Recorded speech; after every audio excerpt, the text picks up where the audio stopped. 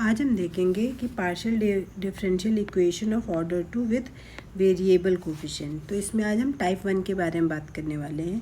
तो टाइप 1 क्या होते हैं अभी हम क्वेश्चंस करेंगे तो आपको क्लियर हो जाएगा। टाइप 1 में हम कोई पर्टिकुलर मेथड नहीं फॉलो करते हैं, इसमें हम डायरेक्ट मेथड यूज़ करते हैं। अगर आपको याद होगा तो पार्शियल डिफरेंशियल इक्वेशन जब हमने सॉल्व करना स्टार्ट किया था तो हमने सबसे पहले हमने डायरेक्ट मेथड के बारे में ही बात की थी। कई बार क्वेश्चन में मेथड लगाने से बेटर होता है कि आप डायरेक्ट मेथड से आप सॉल्व कर लें। डायरेक्ट मेथड क्या होता है? डिफरेंशिएशन को सॉल्व करने के लिए इंटीग्रेशन करना। तो देखिए इसमें क्वेश्चन कैसे आएंगे। इस टाइप के अगर क्वेश्चंस होंगे तो आप डायरेक्ट इनको सिंपली डायरेक्ट मेथड से आप इनको सॉल्व कर सकते हैं। जैसे कि r is equal to 6x है, तो आपको पता है r का मतलब होता है del 2z अपॉन में del x square is equal to 6x। अब इसको कैसे लिख सकते हैं? del अपॉन में del x हो गया और इसको लिख सकते हैं del z अपॉन में del x is equal to 6x। अब इसको इंटीग्रेट कर लीजिए x के रिस्पेक्ट में, तो ये डिफरेंशिएशन खत्म हो जाएगा। तो सिंपल क्या बनेगा? del z अपॉन में del x, इंटीग्रेशन इधर भी करना पड़ेगा, यानी कि 6x स्क्वायर अपॉन में 2 प्लस इंटीग्रेशन जब भी हम करते हैं तो इंटीग्रेटिंग कांस्टेंट ऐड करते थे जब आप नॉर्मल ऑर्डिनरी डिफरेंशियल इक्वेशन की बात करते हैं। लेकिन पार्शियल डिफरेंशियल इक्वेशन में हम आर्बिट्रेरी फंक्शन ऐड करते हैं। ठीक है, आर्बिट्रेरी फंक्शन ऐड करेंगे तो आर्बिट्रेरी फंक्शन क्या होगा? x के रिस्पेक्ट में जब आप इंटीग्रेट कर रहे हैं तो आपको y का आर्बिट्रेरी फंक्शन ऐड करना होगा। तो यहाँ पे आप लिख सकते हैं फाई ऑफ फाई 1 लिखना चाहें तो जैसे c1 ऐड कर सकते हैं, वहाँ से यहाँ पे हम फाई 1 y ऐड करेंगे। ठीक है, अब आपको क्या करना है? अब एक बार और इंटीग्रेट कर लीजिए x के रेस्पेक्ट में, तो यहाँ पे सिंपल क्या बचेगा? z x के रेस्पेक्ट में करेंगे तो ये बन जाएगा आपके पास 3x क्यूब अपॉन में 3 हो जाएगा प्लस, याद रखिए हम x के रेस्पेक्ट में कर रहे हैं तो y कांस्टेंट की तरह बिहेव करेगा, यानी कि x इंटू फाई 1 y आ जाएगा।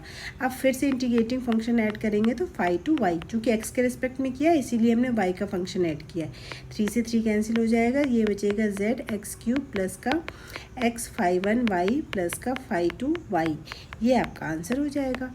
तो ये आपका डायरेक्ट मेथड है। आप और भी मेथड यूज़ कर सकते हैं, जैसे आप इसे d square z is equal to 6x लिख सकते हैं।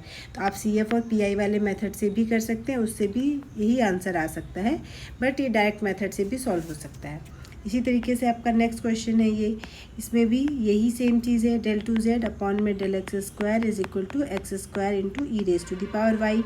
एक बार x के रिस्पेक्ट में करेंगे तो इसको आप ऐसे लिख सकते हैं, del अपॉन में हो जाएगा del x x square into e की पावर में y। अब x के रेस्पेक्ट में इंटीग्रेट करेंगे तो ये बनेगा आप इसको ऐसे भी लिख सकते हैं, del z अपॉन में हो जाएगा ये del x is equal to x square e की power y into del x। तो यहाँ पे dx की जगह del x दिख रहा है। अब इंटीग्रेशन करेंगे तो इसका डिफरेंशिएशन हट जाएगा, यहाँ पे x के रेस्पेक्ट में करना है तो y कांस्टेंट की तरह बिहेव करेगा, यानी कि एक्स क्यूब अपॉन में 3। फिर से इंटीग्रेटिंग आर्बिट्रेरी फंक्शन ऐड करेंगे तो y ऐड होगा, फिर एक बार करेंगे तो z is equal to e की पावर y x की पावर 4 अपॉन में 12 हो जाएगा plus x into phi 1 y, और एक और आर्बिट्रेरी फंक्शन ऐड कर देंगे तो फाई 2 y। ये आपका फाइनल आंसर हो जाएगा। तो बहुत सिंपल है, कई बार आसानी से सॉल्व हो जाती है। अब इसमें क्या करेंगे तो देखिए, पहले तो इसे s is equal to 1 upon x y लिख लीजिए। s का मतलब होता है del 2z अपॉन में होता है del x del y is equal to 1 upon x y होता है। तो देखिए इसको del अपॉन में del x करिए, del z अपॉन में del y कर दीजिए is equal to 1 upon x into y. अब फिर से हम कह रहे हैं इंटीग्रेशन करना है तो del अपॉन में कितना हो जाएगा? del z y हो जाएगा 1 अपॉन में x into y into del x। अब इंटीग्रेशन करेंगे तो ये तो सिंपल है, आपका del z अपॉन में del y बचेगा इज इक्वल टू, चूँकि आपने किसके रेस्पेक्ट में करना है? x के रेस्पेक्ट में करना है तो y कांस्टेंट की तरह बिहेव करेगा। 1 अपॉन x का इंटीग्रेशन कितना होता है? log x होता है। अब इंटीग्रेटिंग कांस्टेंट ऐड कर दीजिए फाई 1 y।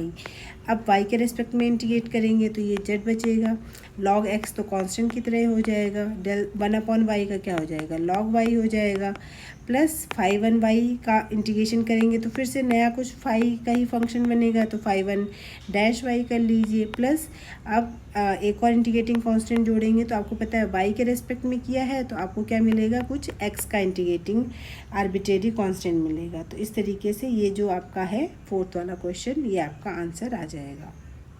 ये ध्यान रखिए, फाई वन डैश का मतलब है कोई दूसरा फंक्शन। आप चाहें तो आप इसको सिंपल ऐसे भी निपटा सकते हैं, प्लस यहाँ पे integration of phi one y करके भी आप लिख सकते हैं। ठीक है, कोई इशू नहीं है, बस आपको पता होना चाहिए कि इंटीग्रेशन वाई के रेस्पेक्ट में हुआ है तो इंटीग्रेशन, वैसे भी इसको अगर आप इंटीग्रेट करेंगे तो वाई का ही फंक्शन मिलेगा, वाई के फंक्शन को अगर आप इंटीग्रेट करते हैं तो फिलहाल ये आंसर हो गया सिंपल।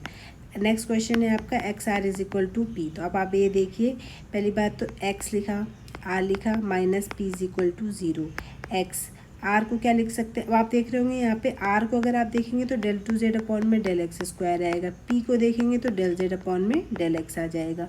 अब इसमें दो दो चीज़ें हैं तो इसको कैसे सॉल्व करेंगे, तो देखिए कैसे कर सकते हैं। इसमें x del two z upon में del x square is equal to del z upon में हो जाएगा डेल एक्स। इसको देखिए del two z upon del x square, इसके अपॉन में कर दीजिए डेल जेड अपॉन में del x is equal to हो जाएगा ये 1 अपॉन में एक्स। या फिर आप दूसरा तरीका ये यूज़ कर सकते हैं, चूँकि डेल जेड अपॉन में डेल एक्स की जगह आप पी यूज़ कर रहे हैं तो आर को क्या लिख सकते हैं आप, डेल अपॉन में डेल पी एक्स लिख सकते हैं ना, ये आर की वैल्यू हो जाएगी। इसको आप लिख सकते हैं डेल अपॉन में डेल एक्स और डेल जेड अपॉन में डेल एक्स, तो इसकी जगह पी यूज़ कर लीजिए तो ये आर होगा। तो आप इसको ऐसे लिख सकते हैं एक्स डेल पी अपॉन में del x is equal to p. तो अब आप इसको डिफ्रेंशिएट करेंगे तो डेल पी अपॉन में पी हो जाएगा और 1 upon x into del x हो जाएगा। अब इसको इंटीग्रेट करेंगे, तो इंटीग्रेट करेंगे तो देखिए क्या हो जाएगा, ये बनेगा आपके पास लॉग पी बनेगा, ये बनेगा आपके पास लॉग एक्स, प्लस कुछ भी एक आपका इंटीग्रेटिंग आर्बिट्रेरी फंक्शन आएगा। तो आप फाई का ही कुछ फंक्शन रहेगा तो कोशिश करिए लॉग में ही जोड़ दीजिए, लॉग फाई वन वाई आप ऐड कर सकते हैं। ठीक है, अब अभी आपका p बच रहा है तो अभी इसको आप ठीक से लिखेंगे तो ये बनेगा p is equal to x into phi one of y बन जाएगा। अब p का मतलब क्या है, p का मतलब है आपका डेल जेड अपॉन में डेल एक्स। इसको मैं हटा देती हूँ ताकि इसको हम सॉल्व कर सकें। तो ये p को आप लिख सकते हैं डेल जेड अपॉन में del x is equal to x into phi one y. अब x के रिस्पेक्ट में इंटीग्रेट करेंगे तो z is equal to x square upon में 2 फाई वन वाई हो जाएगा, प्लस एक इंटीग्रेटिंग कांस्टेंट तो फाई टू वाई। तो इस तरीके से आपका ये आंसर आ जाएगा। ठीक है, तो आपने कुछ भी मेथड नहीं किया है, सिंपल इंटीग्रेशन आपने सॉल्व कर दिया है। ठीक है, तो ये आपका फाइनल आंसर आ जाएगा। अच्छा, अब एक फाइनल क्वेश्चन बचा हुआ है जिसको हमको सॉल्व करना है। ये थोड़ा सा लेंदी दिख रहा है बट ये भी बहुत सिंपल ही क्वेश्चन है। आप पहले एक्स एस की जगह वैल्यू पुट करिए, डेल टू जेड अपॉन में डेल एक्स डेल वाई होता है, प्लस का क्यू की जगह डेल जेड अपॉन में डेल वाई हो जाता है is equal to 4x plus 2y plus का 2 हो जाएगा। ठीक है, अब देखिए, अब यहाँ पे आपको क्या करना है, इसमें अगर आप इस पर ध्यान देते हैं कि डेल जेड अपॉन में x, del z upon del x की जगह पी लगा लीजिए थोड़ी देर के लिए, तो ये हो जाएगा डेल पी अपॉन में del y plus del z upon में del y is equal to बनेगा आपके पास 4x प्लस 2y प्लस का 2। अगर मैं डेल अपॉन में डेल वाई कॉमन कर लूँ, ये सॉरी x है आपका, तो ये बनेगा xp प्लस का z इज इक्वल टू बनेगा 4x प्लस 2y प्लस का 2। तो देखिए, क्योंकि y के रेस्पेक्ट में करना है तो x का कोई लेना देना ही नहीं है, तो x into del p upon del y ही आएगा। तो इस वजह से हमने इसमें ये कॉमन करने की वजह से हमने ये चीज़ कर दिया। अब y के रेस्पेक्ट में इंटीग्रेट कर लीजिए तो ये बनेगा एक्स पी प्लस जेड, ये बनेगा 4x, x तो कांस्टेंट की तरह बिहेव करेगा तो y आ जाएगा, ये 2 इंटू वाई स्क्वायर अपॉन 2, तो ये वाई स्क्वायर बचेगा सिंपल, ये भी 2y बचेगा, प्लस एक इंटीग्रेटिंग कांस्टेंट, तो चूँकि y के रेस्पेक्ट में किया है तो आपका x में इंटीग्रेटिंग कांस्टेंट आएगा। ठीक है, x P plus Z into ये समथिंग हो गया। ठीक है, अब आप क्या कर सकते हैं, इसकी बात अगर आप करें तो आप एक्स पी को लिख सकते हैं डेल जेड अपॉन में डेल एक्स प्लस का जेड हो जाएगा, और इधर तो आपका जो भी चीज़ें बच रही हैं वो तो आपको मेंशन करेंगे ही। ठीक है, अब थोड़ा सा फिर से सही से लिखते हैं।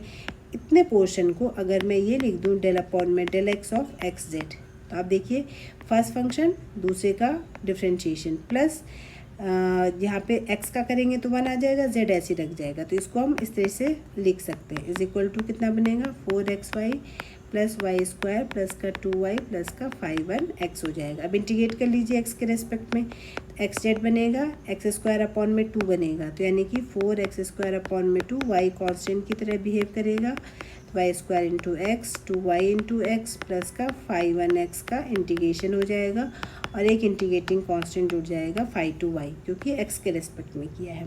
बस यही आपका फाइनल सोल्यूशन हो गया। 2x² into Y plus XY² plus का 2xy प्लस का इंटीग्रेशन 5(1) ऑफ x प्लस का यहाँ पे हो जाएगा आपके पास 5(2) ऑफ y। 5(1)x रहना चाहे तो आंसर के अकॉर्डिंग ऑप्शन जैसे हैं, अगर 5(1)x को आप चाहें तो कुछ नया फंक्शन साई x भी करके लिख सकते हैं, क्योंकि at the end of the इसका इंटीग्रेशन x का ही एक फंक्शन बनेगा। तो आप फाइनल आंसर इस तरीके से लिख सकते हैं 2x² प्लस XY² प्लस का 2xy प्लस का साइन x प्लस 5(2)y, ये आपका फाइनल आंसर होगा। तो आई होप आपको ये टाइप 1 वाले क्वेश्चन जो हैं वो क्लियर हो गए होंगे कि वेरिएबल कोफिशिएंट नाम से तो ऐसा लग रहा है कुछ अलग मेथड होंगे, बट ये कुछ क्वेश्चंस ऐसे हैं जिनमें बिना मेथड के ही आप डायरेक्ट इंटीग्रेशन से इसको सॉल्व कर सकते हैं। अब नेक्स्ट वीडियो में हम टाइप 2 के बारे में बात करेंगे।